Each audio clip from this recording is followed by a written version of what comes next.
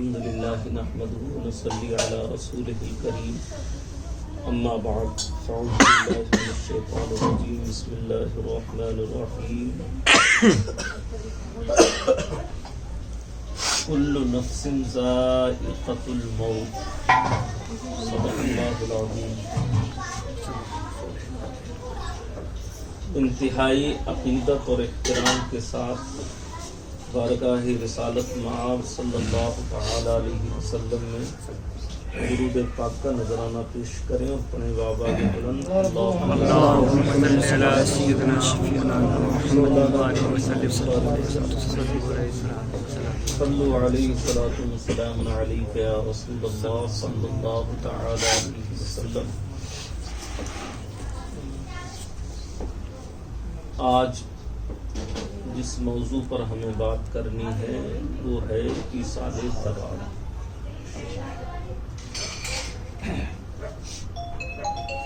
سوال یہ ہے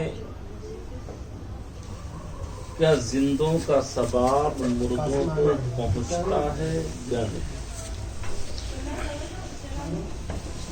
یہ سوال ہے۔ جب ثواب پہنچتا ہوگا تبھی تو کریں گے، جب پہنچے گا ہی نہیں تو کیوں کریں گے؟ چونکہ بہت سارے لوگ جبہ دستار ٹوپی والے داڑھی والے لمبی داڑھی والے یہ کہتے ہیں کہ جو مر گیا اب اس کو کچھ نہیں کیا جا سکتا، جو مر گیا اس کا سب کچھ ختم ہو گیا، اب نہ کوئی عمل کام آنے والا ہے نہ کوئی اور چیز کام آنے والا ہے، سب کچھ ختم۔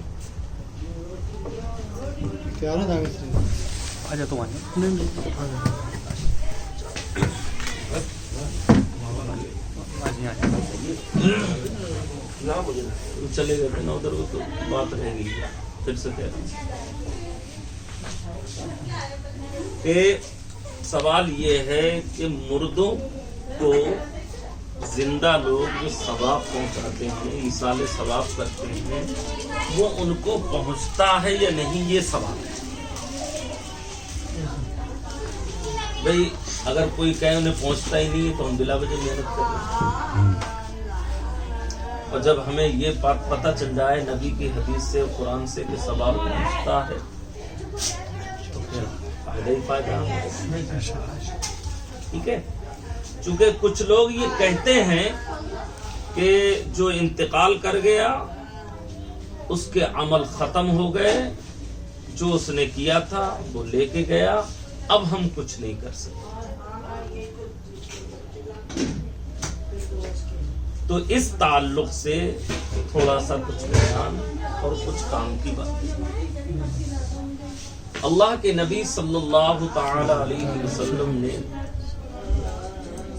حدیث شریف میں ارشاد فرمایا کہ ماں باپ کے زندگی میں تو حق ہے ہی آپ پر، مرنے کے بعد بھی کچھ حق ہے۔ سب سے بڑا حق آپ کے اوپر یہ ہے کہ ان کے وصال کے بعد آپ ان کے لیے ایصال ثواب اور صدقہ کریں۔ یہ ماں باپ کی انتقال کے بعد جو حقوق ہیں ان میں سے ایک حق ہے۔ اسی کے ساتھ اللہ کے نبی صلی اللہ علیہ وسلم نے فرمایا کہ ہر جمعے کی صبح کو آپ اپنے ماں باپ کی قبر کی زیارت کو جائیں اور وہاں سورہ یاسین شریف تلاوت کریں۔ نبی پاک صلی اللہ علیہ وسلم فرماتے ہیں جو شخص ایسا کرے گا اللہ اسے ایک حج مقبول اور ایک عمرے کا ثواب عطا فرمائے۔ کتنا بڑا اجر ہے ماں باپ کی قبر پہ جانا، ان کی زیارت کرنا، ان کے لیے ایصال ثواب کرنا، ان کی روح کو قرآن پڑھ کے بخشنا. سرکار حدیث شریف میں آگے ارشاد فرماتے ہیں یہ تو اس شخص کے لیے ہوا جو وہاں جا کر سورہ یاسین پڑھتا ہے کہ اسے حج مقبول اور عمرے کا ثواب. میت کو کیا فائدہ ہوگا؟ تو اللہ کے نبی ارشاد فرماتے ہیں جمعے کے دن جا کے جب وہ پڑھے گا تو پورے ہفتے تک اس کو ثواب پہنچایا جائے اور پھر اگلے جمعے کو آئے گا اس کا ثواب کم نہیں کیا جائے.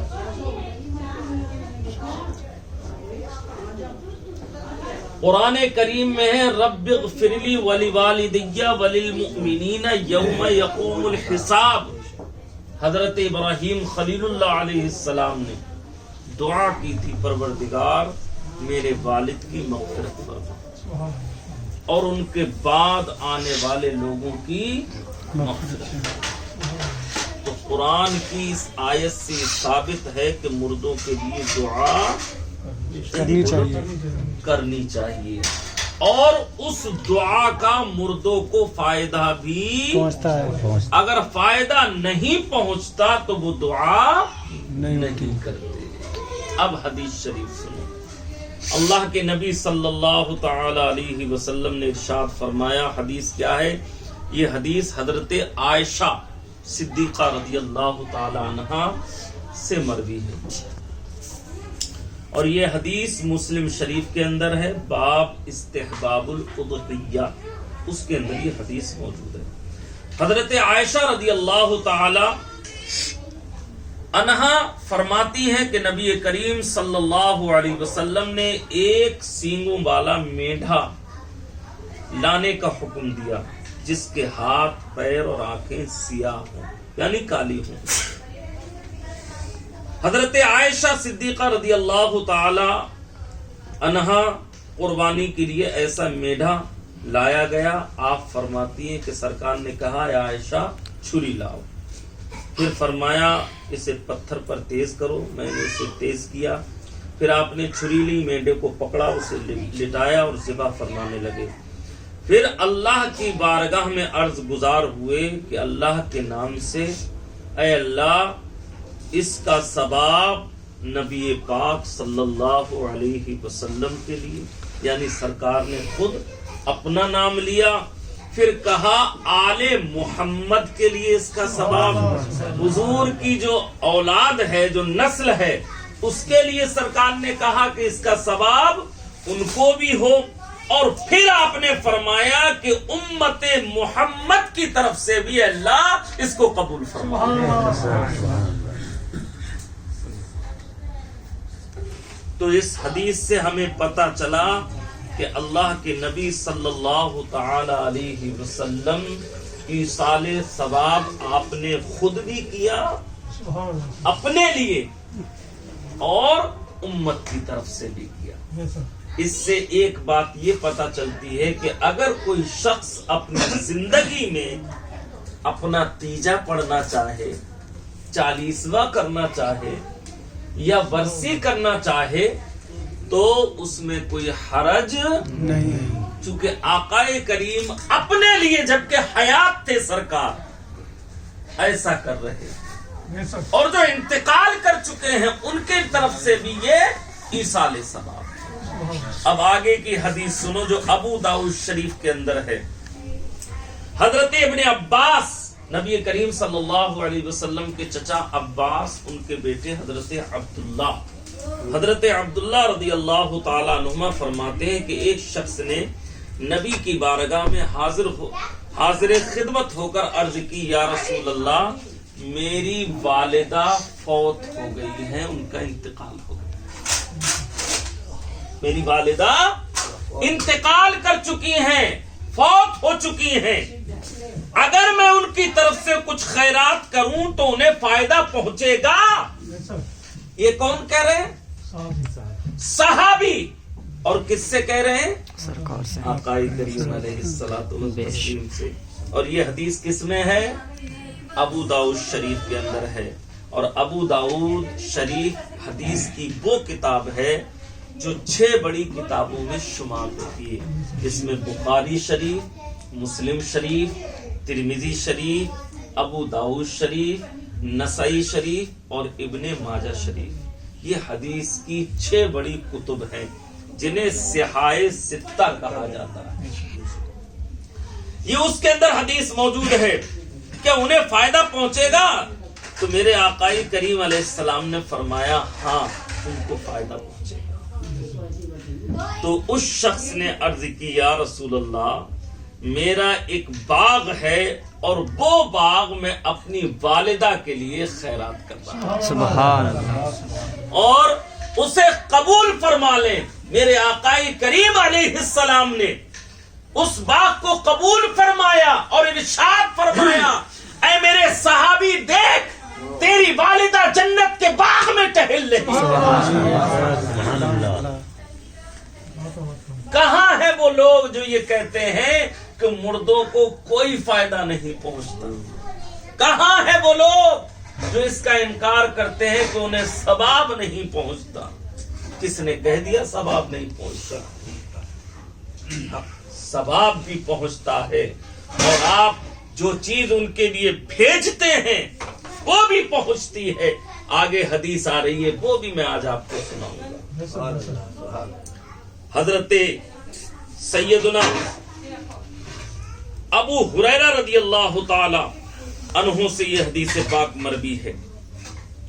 حضرت ابو ہریرہ کہتے ہیں، اور یہ حدیث نسائی شریف کے اندر ہے، حضرت ابو ہریرہ سے روایت نبی کریم صلی اللہ علیہ وسلم نے سے ایک شخص نے نبی کی بارگاہ میں عرض کی اور وصیت کے تعلق سے بات کی، اور انہوں نے کہا کہ یا رسول اللہ میرے والد فوت ہو گئے، میرے والد انتقال کر چکے ہیں اور کچھ مال بھی انہوں نے چھوڑا ہے، لیکن کچھ وصیت کر کے نہیں گئے کہ یہ مال میں کہاں خرچ کروں، کس کو دوں، کیا کروں اس مال کا، یہ کچھ نہیں بتایا۔ اگر میں ان کی طرف سے یہ سارا مال صدقہ کر دوں، توجہ رکھیے گا حدیث ہے، اگر یہ مال میں ان کی طرف سے صدقہ کر دوں تو کیا یہ مال ان کے گناہوں کا کفارہ بن جائے گا؟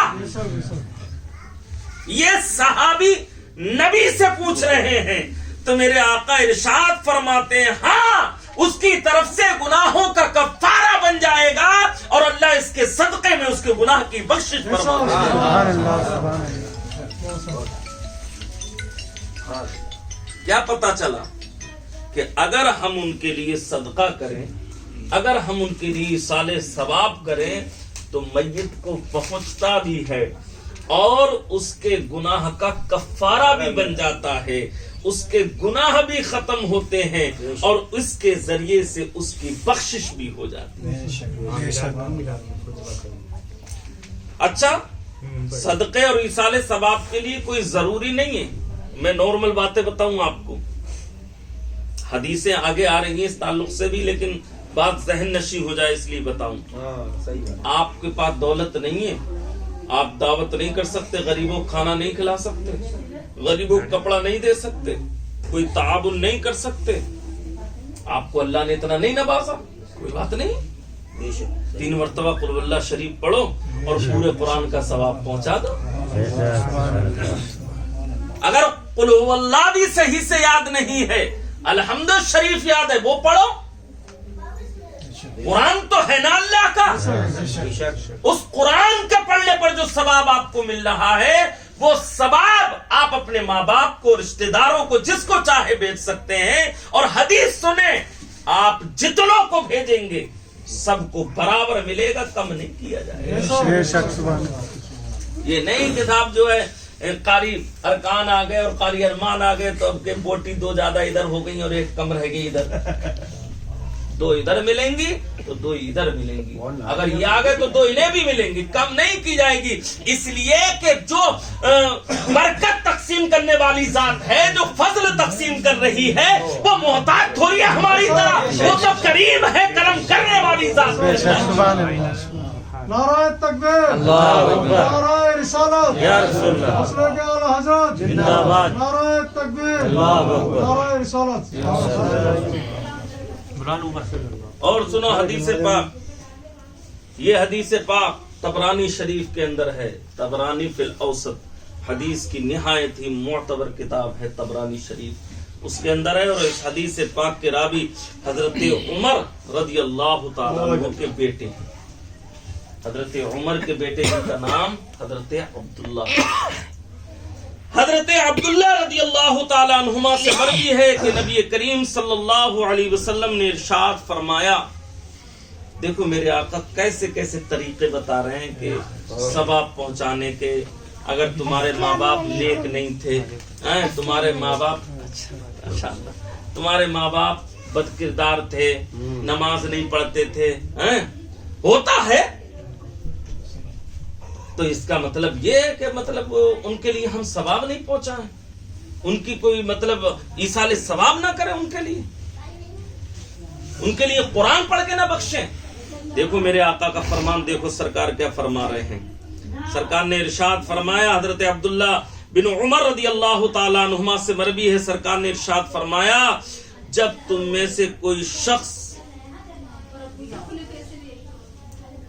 نماز پڑھا کرے جب تم میں سے کوئی شخص نفل پڑھا کرے تو اسے چاہیے کہ اپنے ماں باپ کی طرف سے بھی نفل پڑھ لیا کرے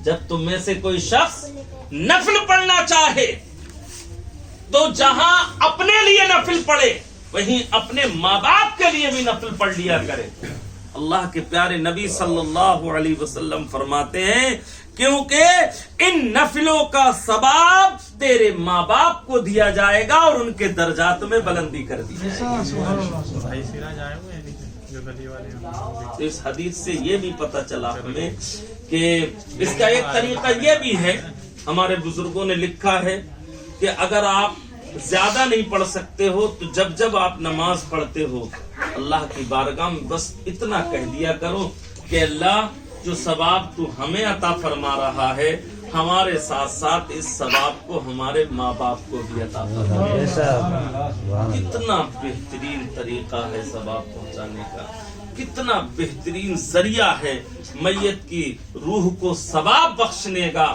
اور جب اس کی روح کو ثواب پہنچتا ہے اس کے درجات بلند ہو جاتے ہیں اس کی زندگی میں انقلاب آ جاتا ہے جو اخروی زندگی ہے اس میں اسے کامیابی ملتی ہے ہر قدم پر اللہ اکبر کبیرہ آگے کی حدیث سنو ایک اور حدیث پاک سناتا ہوں یہ حدیث پاک بھی طبرانی شریف کے اندر ہے اور اس حدیث پاک کے راوی بھی حضرت عبداللہ بن عمر ہیں وہ کہتے ہیں کہ میں بارگاہ رسالت میں حاضر ہوا اور میں اپنی زندگی میں ان کے ساتھ حاضر ہو کے میں نے عرض کیا رسول اللہ میں اپنی زندگی میں ان کے ساتھ نیک سلوک کیا کرتا تھا اور وہ مر گئے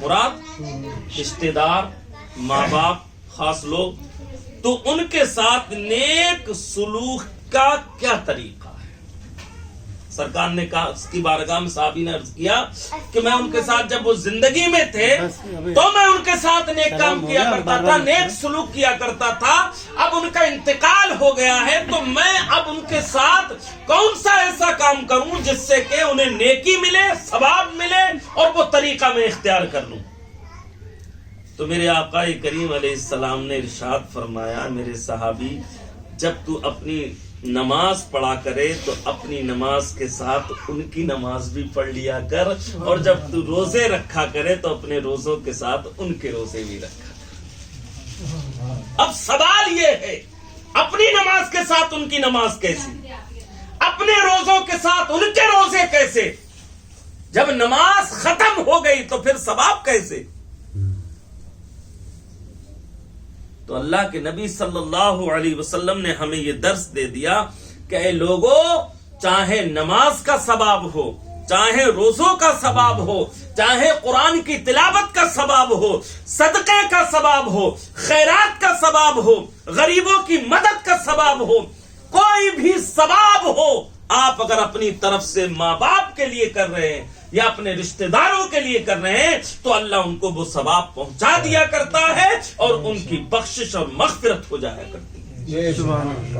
اسی لیے میرے آقا کریم علیہ السلام نے یہ کہا کہ لوگوں جب تم نماز پڑھا کرو تو اپنی نماز کے ساتھ اپنے ماں باپ کی نماز بھی پڑھا کرو, روزوں کے ساتھ ان کے بھی روزے رکھا کرو.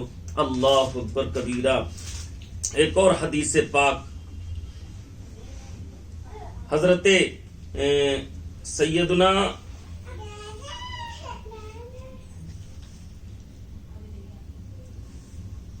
درود شریف پڑھیں. اللہم صلی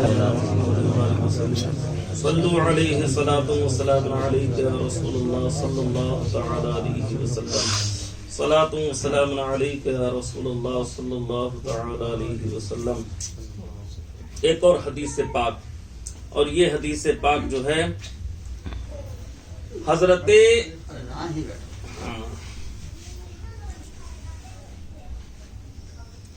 حسنین کریمین جو حضرت علی رضی اللہ تعالیٰ عنہ کے بیٹے نبی کے نواسے, اور یہ حدیث پاک شرح الصدور بحال الموتى والقبور کے اندر علامہ جلال الدین سیوطی علیہ الرحمن نے نقل فرمایا. حدیث کیا ہے؟ حضرت حسنین کریمین رضی اللہ تعالیٰ عنہما فرماتے ہیں کہ ہم ہمیشہ اپنے والد کے انتقال کے بعد, ان کے والد کون ہوئے؟ حضرت علی رضی اللہ تعالیٰ عنہ کے وصال کے بعد ہمیشہ ہم ان کی طرف سے ایک غلام دونوں بھائی آزاد کیا کرتے تھے اور اس کا ثواب اپنے والد کو پہنچایا کرتے تھے. سبحان اللہ. کون پہنچا رہا ہے؟ نبی کے نواسے. اور پہنچایا کس کو جا رہا ہے؟ حضرت علی رضی اللہ تعالی. یہاں سے ایک بات اور پتہ چلی کہ ثواب صرف ایسا نہیں کہ گناہگاروں کو ہی پہنچایا جاتا ہے, ثواب صرف ایسا نہیں کہ گناہگاروں کو ہی دیا جاتا ہے, نیک لوگوں کو بھی ثواب پہنچایا جاتا ہے. اور اس ثواب کا فائدہ کیا ہوتا ہے؟ بعض لوگ یہ اعتراض کر دیا کرتے ہیں اور کہہ دیا کرتے ہیں کہ جب تم یہ کہتے ہو کہ نبی تمہارے گناہگار نہیں ہیں تو پھر ان کو ثواب کو پہنچاتے ہو. ثواب تو اسے پہنچایا جاتا ہے جو گنہگار ہوتا ہے, اس کی بخشش کی دعا کی جاتی ہے. صحابہ جب گنہگار نہیں ہیں تو ان کو ثواب کو پہنچاتے ہو. اللہ کے نیک ولی جب خلفائے راشدین گناہگار نہیں تو ان کو ثواب کو پہنچاتے ہو. تو کہتے ہیں کہ ثواب صرف گناہ کو ختم کرنے کے لیے تھوڑی پہنچایا جاتا ہے. ثواب جہاں گناہ کے ختم کرنے کا ایک سبب ہے, وہیں ثواب درجات کے اندر بلندی کا بھی سبب ہے. انسان کی بلندی بھی ہو جاتی ہے, اس کا رتبہ بھی بڑھ جاتا ہے اور مرتبہ بھی بڑھ جاتا ہے. حضرت علی رضی اللہ تعالی عنہ کے دونوں صاحبزادے حضرت حسنین کریمین رضی اللہ تعالی عنہ ہمیشہ اپنے والد کی طرف سے ایک غلام آزاد کیا کرتے تھے اور اس کا ثواب اپنے والد کی روح کو پہنچا دیا کرتے تھے. ایک اور حدیث پاک حضرت عباس رضی اللہ تعالی عنہما فرماتے ہیں کہ رسول اللہ صلی اللہ علیہ وسلم مردوں کو ان کے عزیز و اقارب اور بھائیوں کی طرف سے دعا, صدقہ اور عبادات کے لیے آپ ارشاد فرمایا کرتے تھے, اور آپ فرمایا کرتے تھے کہ جو بھی چیز آپ اپنے مرحومین کی طرف سے بھیجتے ہیں وہ ان کو پہنچ جاتی ہے. اب کیسے پہنچتی ہے؟ ایک حدیث اور سن لو, جب پتہ چل جائے گا پہنچتی کیسے ہے. ہاں حدیث ہے یہ بھی طبرانی شریف کی حدیث ہے, سنو کیسے پہنچتا ہے.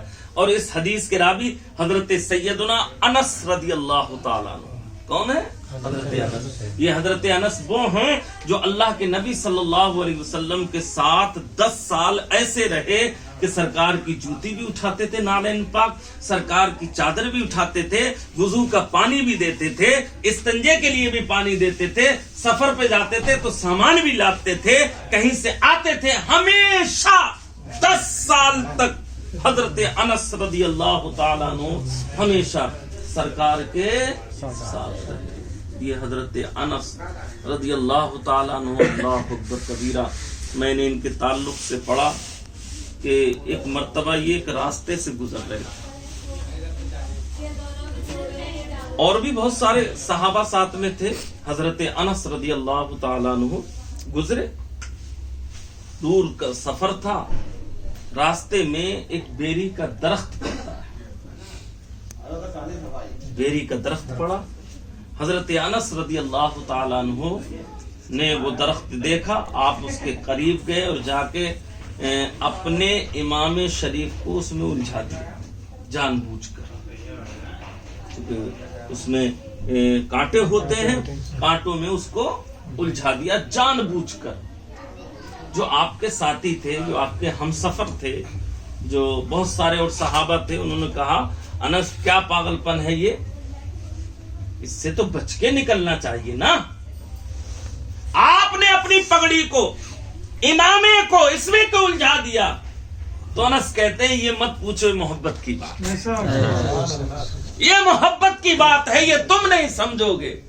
اور محبت یہ ہے کہ مجھے خوب یاد ہے ایک وقت میں اللہ کے نبی کے ساتھ اسی راستے سے اور اسی درخت کے قریب سے گزرا تھا اور میرے آقا کا امامہ اس درخت میں الجھ گیا تھا، آج میں اسی محبت کو زندہ کر رہا ہوں۔ تو یہ حضرت انس رضی اللہ تعالیٰ عنہ وہ ذات گرامی ہے۔ تو حضرت انس کہتے ہیں کہ میں نے رسول اللہ صلی اللہ علیہ وسلم کو فرماتے ہوئے سنا، جب کوئی میت کو ایصال ثواب کرتا،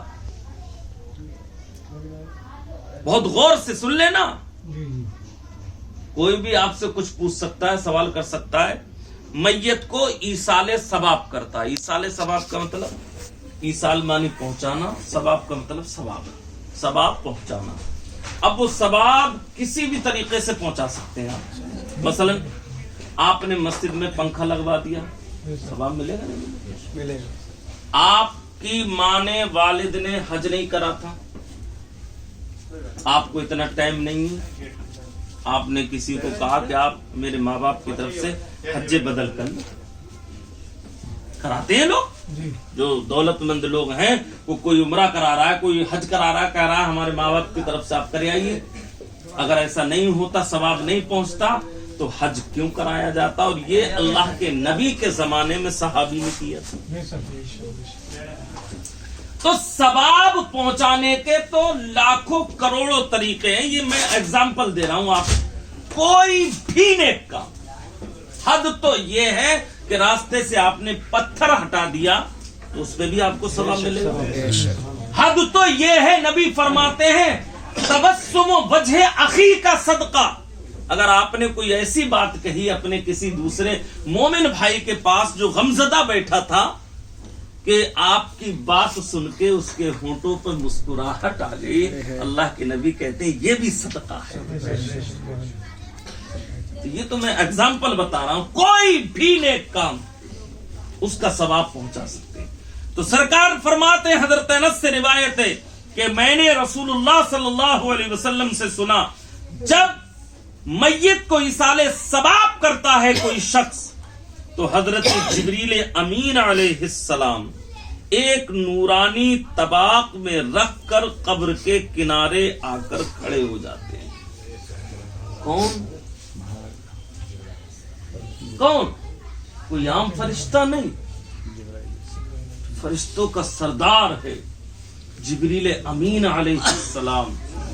سرکار فرماتے ہیں کہ وہ نورانی طبق لاتے ہیں جنت سے اور اس میں ایصال ثواب کو سجا کر آپ لے کر قبر کے کنارے کھڑے ہو جاتے ہیں اور پھر ارشاد فرماتے ہیں کہ اے گہری قبر کے ساتھی، یہ تحفہ تیرے گھر والوں نے تیرے لیے بھیجا، یہ تحفہ تیرے گھر والوں نے تیرے لیے بھیجا ہے، اسے قبول کر لے، آگے اللہ کے نبی فرماتے ہیں جب وہ ثواب اس کی قبر میں داخل ہوتا ہے تو وہ مردہ اتنا خوش ہوتا ہے اور اتنی خوشی محسوس کرتا ہے کہ اس کے وہ پڑوسی غمگین ہو جاتے ہیں جن کی طرف سے ان کی اولاد نے کوئی تحفہ نہیں بھیجا ہوتا. اب یہاں سے جہاں اور باتیں پتہ چلی وہاں ایک بات یہ بھی پتہ چلی کہ جن کے لیے ایصال ثواب نہیں کیا جاتا ہے ان کی روحیں غمگین رہتی ہیں، افسردہ رہتی ہیں. جبھی تو اللہ کے نبی نے فرمایا کہ اس مردے کو بے حد خوشی ہوتی ہے اور اس کے وہ پڑوسی غمگین ہو جاتے ہیں، ان پڑوسیوں کے اوپر غم لاحق ہو جاتا ہے جن کی طرف سے کوئی شے ہدیہ نہیں کی گئی ہوتی ہے، کوئی ایصال ثواب نہیں کیا گیا. تو ان احادیث کریمہ سے ہمیں کیا پتہ چلتا ہے کہ مرنے والوں کو ہم سے زیادہ ایصال ثواب کی ان کو ضرورت ہے، اس لیے کہ وہ اب کوئی عمل نہیں کر سکتے. ہمیں تو اللہ نے ابھی زندگی دی ہے، ہم نیک کام کر سکتے ہیں، ہم توبہ استغفار کر سکتے ہیں، مگر مرنے والا اب کیا کر سکتا ہے؟ تو مرنے والے کو ہم ثواب پہنچا سکتے ہیں، ہم اس کی مغفرت کا ذریعہ بن سکتے ہیں، ہم اس کی بخشش کا ذریعہ بن سکتے ہیں اگر ہم ان کے لیے ایصال ثواب کریں. اور اگر ہم نے نہیں کیا ان کے لیے ایصال ثواب تو یہ جو ہمارے گھر کے مردے ہیں، اللہ اکبر کبیرہ. میں نے ایک حدیث میں پڑھا اللہ کے نبی فرماتے ہیں جب خاص طور پر تیوہار کی راتیں آتی ہیں تو یہ روحیں. اچھا یہاں پر ایک بات اور سمجھ لیں، بعض لوگ یہ کہہ دیا کرتے ہیں کہ صاحب مردہ یا تو جنتی ہے یا جہنم ہے. اگر وہ جہنم میں ہے تو پھر وہ گھر پہ کیسے آ گئی روح؟ سمجھ رہے ہیں میری بات کو؟ اور اگر جنتی ہے تو بھی کیسے آ گئی؟ ارے بات سمجھ میں ہے نہیں؟ تو کہتے ہیں اس کا بہترین جواب ہے اور حدیث میں بھی اس کا ذکر ہے. یہ بیان کیا گیا کہ اللہ تعالی کی طرف سے جس طریقے سے ابو لہب کو پیر کے دن جو کٹر دشمن رسول اور سڑا ہوا کافر جس کے بارے میں قرآن کی پوری سورت نازل ہوئی تبت یدا ابی لہب و تب، جب پیر کے دن اس کے عذاب میں کمی کی جا سکتی ہے تو اللہ کے نبی کہتے ہیں کہ ان روحوں کو بھی اجازت دی جاتی ہے، چھٹی دی جاتی ہے کہ جاؤ اپنے رشتہ داروں سے مل کر آ جاؤ. اور کیسے دی جاتی ہے کہ اگر آپ کا کوئی رشتہ دار جیل میں ہو تو کیا اسے چھٹی نہیں ملتی ہے ملاقات کی؟ ایسے ہی اگر وہ عذاب میں گرفتار صحیح لیکن اللہ کا کرم ہوتا ہے کہ ایک دن کی تجھے بھی چھٹی ہے. حدیث شریف میں آتا ہے پھر وہ آ کے دروازوں پہ کھڑی ہو جاتی ہے اور کہتی ہے کہ میری اولاد، اے میرے رشتہ داروں، ہم نے تمہارے لیے بہت مال چھوڑا ہے، آج ہمیں تمہاری ضرورت ہے، آج ہمیں تمہارے صدقے کی ضرورت ہے، آج ہمیں تمہارے ایصال ثواب کی ضرورت ہے، آج ہمیں تمہارے ثواب کی ضرورت ہے، کچھ بھی ہمارے لیے خیرات کرو، قرآن پڑھ کے بخش دو، جو دل میں آئے وہ خیرات کرو، آج ہمیں تمہاری ضرورت ہے. حدیث شریف کہتی ہے کہ جب وہ روح اپنے گھر سے کچھ ثواب پا لیتی ہے، گھر والے فاتحہ دلا دیتے ہیں یا کوئی اور چیز صدقہ کر دیتے ہیں، کسی غریب کو کپڑا دے دیا، کسی مسجد یا مدرسے میں پیسہ دے دیا یا کسی بیوہ کے کوئی سہارا بن گیا، کچھ بھی ثواب کیا اور وہ اس کو دے دیا جاتا ہے تو وہ دعائیں دے کے جاتی ہے اور کہتی ہے کہ جس طریقے سے تم نے میری مدد کی ہے مرنے کے بعد تمہاری اولاد بھی تمہارے ساتھ ہوگی. اور اگر اس کے لیے نہیں کیا جاتا تو اللہ کے نبی کہتے وہ بددعا دیتی ہے اور کہتی جیسا تم نے ہمارے ساتھ سلوک کیا تمہاری اولاد بھی تمہارے ساتھ ایسا ہی سلوک کرے. تو ایصال ثواب کی بڑی اہمیت ہے، اسی لیے ہم اہل سنت و جماعت اس کا اہتمام کرتے ہیں. اب اگر کوئی اپنے ماں باپ کی بخشش نہ کرانا چاہے تو ہماری کیا ہے، مت کرو. یہ تو ایسا ہی ہے کہ تم اپنی ان کی ضمانت نہ کرانا چاہو، پڑے رہنے دو، ہمارے صحت پہ کیا اثر پڑ رہا ہے. صحیح ہے نا، صحیح ہے. اللہ اکبر. علامہ شہاب الدین قلیوبی علیہ رحمہ قلیوبی شریف میں ایک حکایت نقل فرماتے ہیں. ایک شخص کا انتقال ہو گیا، بد کردار تھا، برا تھا، مگر اس نے اپنی بیوی کو کسی امید سے چھوڑا تھا. انتقال کے بعد گھر والوں نے، رشتہ داروں نے اس کو یوں ہی قبرستان میں لے جا کر دفن کر دیا. لوگ اس سے نفرت کرتے تھے کہ بھئی یہ بد کردار شخص ہے، برا شخص ہے، اسے قبرستان سے بھی دور دفن کیا جائے. اللہ اکبر کبیرہ. کچھ دن کے بعد اس کے گھر میں ایک بچہ پیدا ہوا، اور اس کی والدہ جو تھی وہ صحیح تھی، نیک تھی، متقی اور پرہیزگار تھی. اس نے اپنے بچے کو جب وہ 4 سال 4 مہینے 4 دن کا ہو گیا تو بسم اللہ پڑھوانے کے لیے مدرسے میں.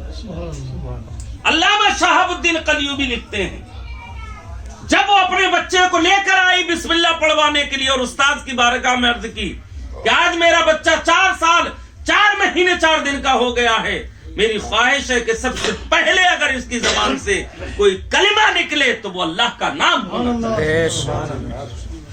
تو لے کر پہنچ گئی اور پہنچنے کے بعد کہا اسے بسم اللہ پڑھا دی.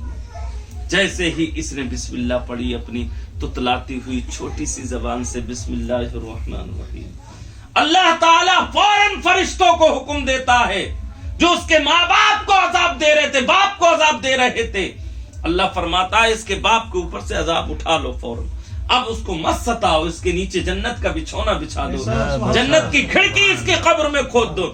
اے پروردگار تیرا حکم تو یہ تھا کہ ہم اسے قیامت تک مارتے رہیں، اب اچانک تیرا حکم یہ ہے کہ ہم اس سے عذاب کو ختم کر دیں اور جنت کا بچھونا بچھا دیں.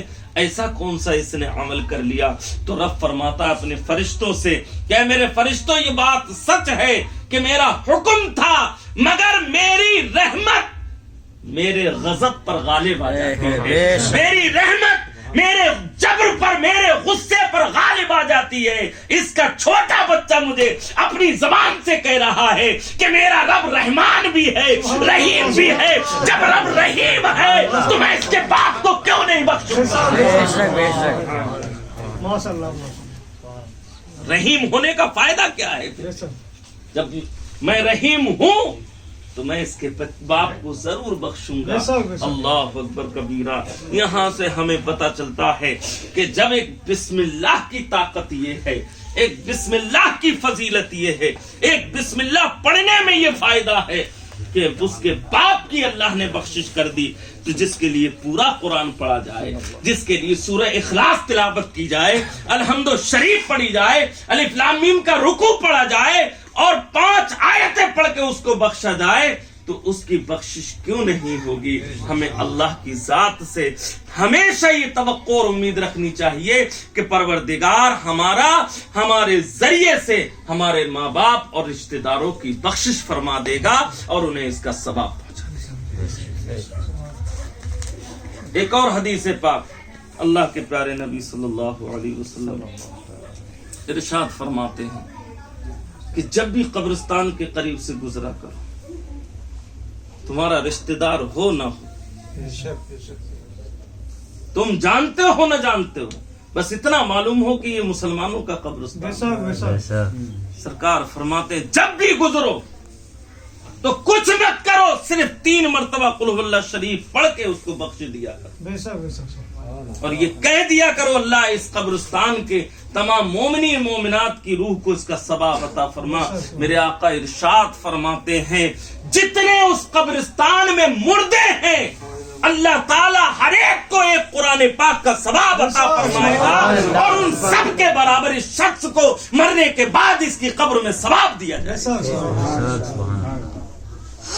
مگر ہم ان پر باتوں پر عمل کب کریں گے؟ جب ہمیں نالج ہوگی، جب ہمیں معلومات ہوگی، جب ہمیں علم ہوگا. ہمیں علم ہی نہیں ہے، اسی لیے ہم ان ساری باتوں سے کورے ہیں. ہمیں چاہیے کہ ہم علم سیکھیں اور علم سیکھنے کے بعد اس پر عمل کریں تاکہ ہمارے ذریعے سے ہمارے ماں باپ کی بخشش ہو جائے، ان کے درجات بلند ہو جائے. یہ سب سے بڑی نعمت ہے. ہمیں چاہیے کہ ہم جتنا کر سکے ماں باپ کا مرتبہ اتنا بلند و بالا ہے، اتنا بلند و بالا ہے کہ جس کا ہم اندازہ ہی نہیں کر سکتے۔ باپ جنت کا دروازہ اور ماں جنت، جب دروازہ کھلے گا تبھی جنت میں داخل ہوگے۔ تو پتہ یہ ہے کہ ماں باپ کی دونوں کی خدمت کی جائے، دونوں کے مرتبے کو سمجھا جائے۔ اللہ کے نبی نے ارشاد فرمایا کہ سچے دل کے ساتھ اور محبت کے ساتھ ماں باپ کے چہرے کو دیکھنا بھی حج مقبول کا ثواب ہے۔ تو ہمیں چاہیے کہ ہم اپنے رشتہ داروں کے لیے، عزیز و اقارب کے لیے، ماں باپ کے لیے جتنا ممکن ہو سکے ہم ان کے لیے ایصال ثواب کریں، اور ایصال ثواب یہ ان تک پہنچتا بھی ہے، اور اللہ کے نبی کے ارشاد کے مطابق فرشتے وہاں لے کر حاضر بھی ہوتے ہیں اور ان کو وہ پہنچایا بھی جاتا ہے، اور اس کے ذریعے سے ان کی بخشش بھی ہوتی ہے۔ اللہ تعالیٰ مجھے بھی اور آپ سب کو ان باتوں پر عمل کرنے کی توفیق عطا فرمائے۔ ایصال ثواب کا دوسرا نام فاتحہ ہے، یہی تو بیان چل رہا ہے۔ بھئی فاتحہ کیا ہے؟ فاتحہ کو فاتحہ اس لیے کہتے ہیں کہ اس میں الحمد شریف پڑھی جاتی ہے، اور الحمد شریف کا نام ہے سورہ فاتحہ۔ بات سمجھ میں آ رہی؟ تو اس لیے ہم اسے کہہ دیتے ہیں کہ فاتحہ۔ ایک قاعدہ ہے عربی کا، میں آپ کو بتا دوں، تسمیت الشیء باسم الجز۔ کبھی کبھی کسی چیز کا نام اس کے ایک جز کی وجہ سے رکھ دیا جاتا ہے، ایک جز کی وجہ سے رکھ دیا جاتا ہے۔ جیسے سورہ بقرہ 2.5 پاروں میں، کتنے میں ہے؟ 2.5 پاروں میں۔ بقرۃن عربی زبان میں گائے کو کہتے ہیں۔ الحمد شریف کے بعد جو پہلی سورت ہے وہ کون سی؟ سورہ گائے۔ اگر اردو میں کرو گے تو کیا ہوگا ترجمہ؟ سورہ گائے، عربی میں بقرہ۔ ارے بقرہ عید کو بقرہ عید کیوں کہتے ہیں؟ یہ بکرے ذبح کرنے کی وجہ سے نہیں کہتے، گائے ذبح کرنے کی وجہ سے اس کا نام بقرہ عید ہے۔ بات سمجھ میں آ رہی؟ یہ بکرا چھوٹے کاف سے، بے کاف رے الف بکرا، یہ بکری بکرا والا، اور یہ جو بڑے کاف سے بے کاف رے اور چھوٹا والا ہے بقرہ۔ تو سورہ بقرہ۔ اب سوال یہ ہے کہ اس کا نام سورہ بقرہ کیوں رکھا گیا؟ تو کہتے ہیں پہلے پارے میں ایک جگہ گائے کا ذکر آیا ہے، اور وہ حضرت موسیٰ علیہ السلام کے حواری تھے، انہوں نے کچھ گناہ کر لیا تھا، تو انہوں نے اللہ کی بارگاہ میں توبہ کی۔ تو حضرت موسیٰ علیہ السلام نے کہا کہ رب کا فرمان یہ ہے کہ تمہاری توبہ تب قبول ہوگی جب ایک گائے اس کی بارگاہ میں قربان کرو۔ ٹھیک ہے، تو اس گائے کا ذکر ہے۔ اب سوال یہ ہے کہ 2.5 پاروں کی صورت ہے، اس میں تو دنیا بھر کی باتوں کا ذکر ہے، کوئی ایک گائے کا ہی ذکر تھوڑی ہے۔ گائے کا ذکر صرف ایک آیت میں ہے، اور پورے سورہ بقرہ میں آیتیں سینکڑوں ہیں، لیکن نام کیا رکھا گیا؟ کیوں رکھا گیا؟ کسی ایک جز کی وجہ سے، کسی ایک حصے کی وجہ سے کبھی کسی چیز کا نام رکھ دیا جاتا ہے۔ تو اسی لیے سورہ فاتحہ کی وجہ سے پوری اس ثواب کو جو قرآن پڑھا جاتا ہے ہم فاتحہ کہہ دیتے ہیں، اس کو ایصال ثواب بھی کہہ سکتے ہیں آپ، اس کو صدقہ بھی کہہ سکتے ہیں آپ، یہ ساری کنڈیشنیں ہیں۔ تو فاتحہ اور ایصال ثواب کوئی الگ الگ دو چیزیں نہیں ہیں، ایک ہی چیز کے نام ہیں۔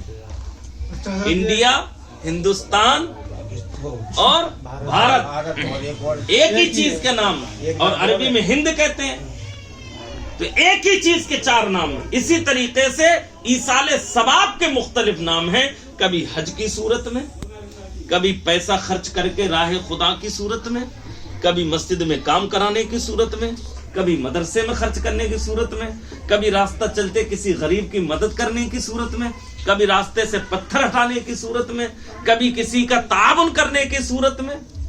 طریقے ہیں لیکن سب کا ایک ہی نام ہے، ایصال ثواب۔ خوب بات سمجھ میں آ رہی ہے؟ ہاں، اور دوسری کیا بات تھی؟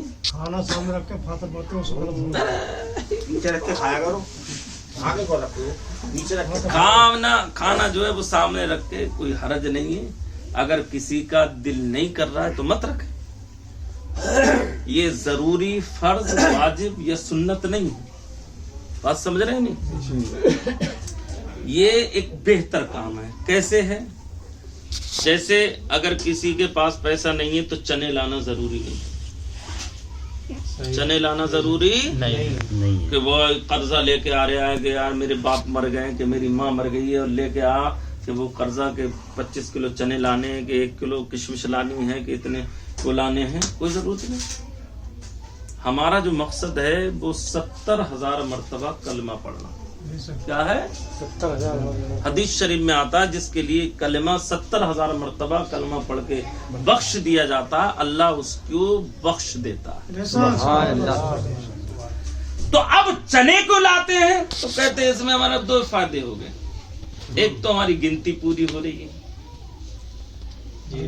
है, और दूसरा उस जो चने वो खाएगा कोई भी इंसान तो उस सदक़े का सवाब मिलेगा।